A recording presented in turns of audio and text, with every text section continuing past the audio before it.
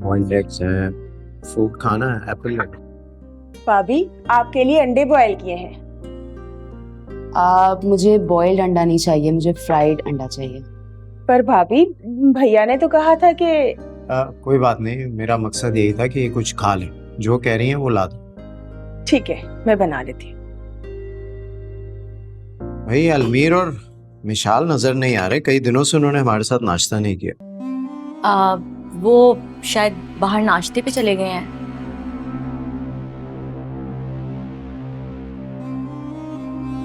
आज चले गए? हमारे साथ बहुत दिनों से नहीं नाश्ता करे, ये अच्छी बात तो नहीं है। आप छोड़े ना भैया, हम हैं ना आपके साथ। और आप तो जानते हैं कि उसकी बीवी को बाहर के खाने ज्यादा पसंद है। उसकी मर्जी का खाना अगर इस किचन में बनेगा तो वो जरूर खाएगी।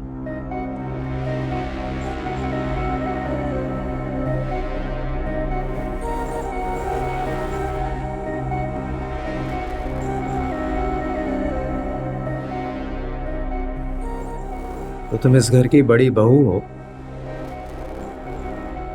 बना दिया करो उसकी पसंद का खाना, खुश हो जाएगी।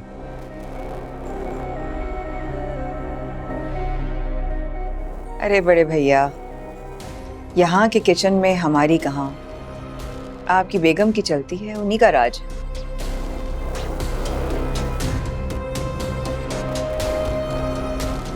बेगम तो आजकल रेस्ट पर है।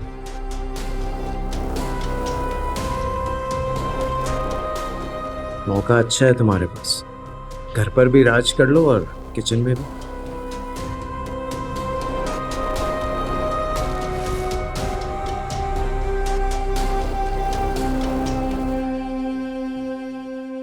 बेहतर।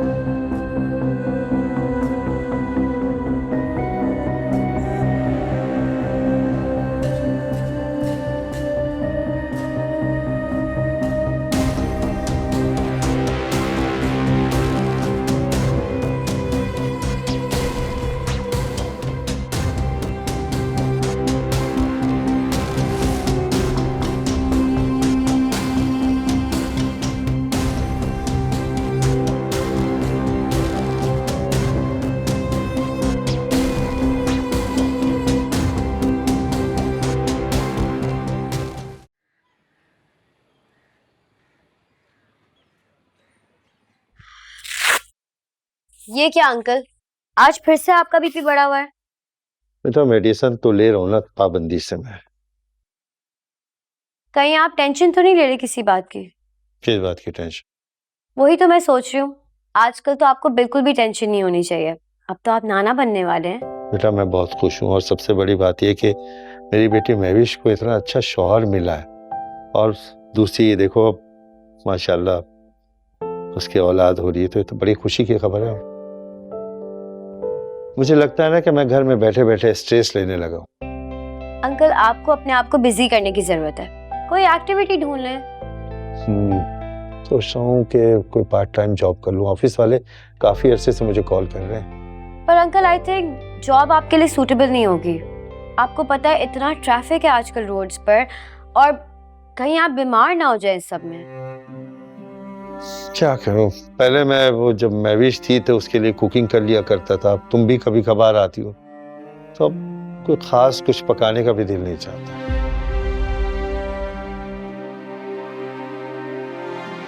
अंकल आप गार्डनिंग क्यों नहीं शुरू कर देते? तो मैं करता हूँ। चलें एक काम करें, मैं महविश के घर जा रही हूँ उससे मिलने, आप मेरे साथ चलें। नहीं बेटा, वो मेरी बेटी का ससुराल है।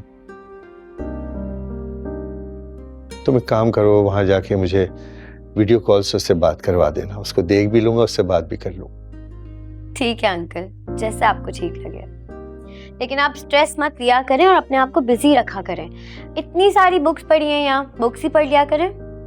कुछ ना कुछ तो करना ही होगा। चले मैं महविश के पास जाकर आपको कॉल करती हूँ। ठीक है बेटा, ठीक। ओके अंकल, अल्लाह हाफिज। अल्लाह हाफिज बेटा, खुश रहो। अल्लाह।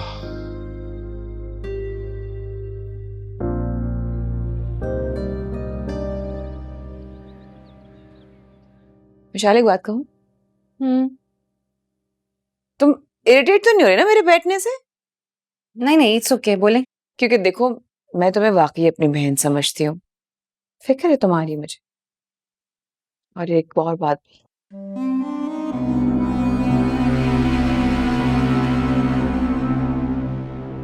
कि तुम्हारा और मेरा दुख एक जैसा है। थैंक यू भाभी। तुम्हें मालूम है, तुम्हारे बहुत दुश्मन है यहाँ पर। बस दिल में एक बात आती है बार बार कि मिशाल को ये कह दूं कि अपनी जगह मत छोड़ना।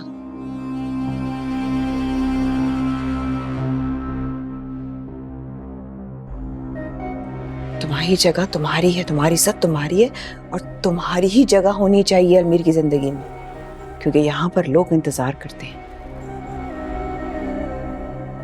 कि किसी की जगह खाली हो और वहां पर कोई और कब्जा कर ले। और तुम्हारी जगह पर बहुत लोगों की नजरें हैं। खानदान की बहुत लड़कियों के रिश्ते आ रहे थे अलमीर के लिए। हाँ,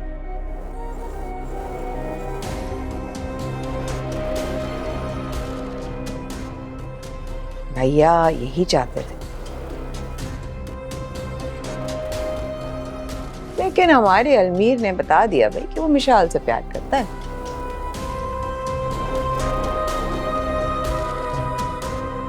इसलिए समझो मेरी बात, अपनी जगह किसी को भी नहीं लेने देना। यू डोंट वरी भाभी, अलमीर मेरा है और हमेशा मेरा ही होकर रहेगा।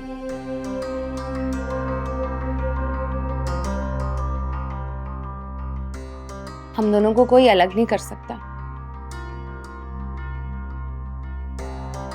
बहुत मोहब्बत करता है वो मुझसे, किसी और के बारे में ना वो सोच भी नहीं सकता, और मेरे लिए तो यही काफी। सोच नहीं सकता, लेकिन सोचने पे मजबूर तो किया जा सकता है ना मिशाल। क्या मतलब? मिशाल, इस घर में सिवाय मेरे तुम्हारा कोई और दोस्त नहीं है, ये बात समझ लो तुम।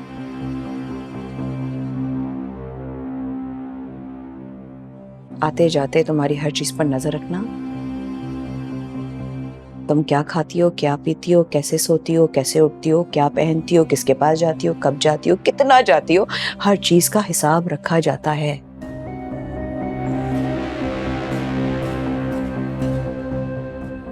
और तुम्हें सबकी आदत नहीं है। आई डोंट केयर, मुझे कोई फर्क नहीं पड़ता है। अलमीर मेरा ही है और मेरे लिए काफी है ये। मिशाल, फिर भी कह रही हूँ कि तुम्हें एहतियात करनी चाहिए।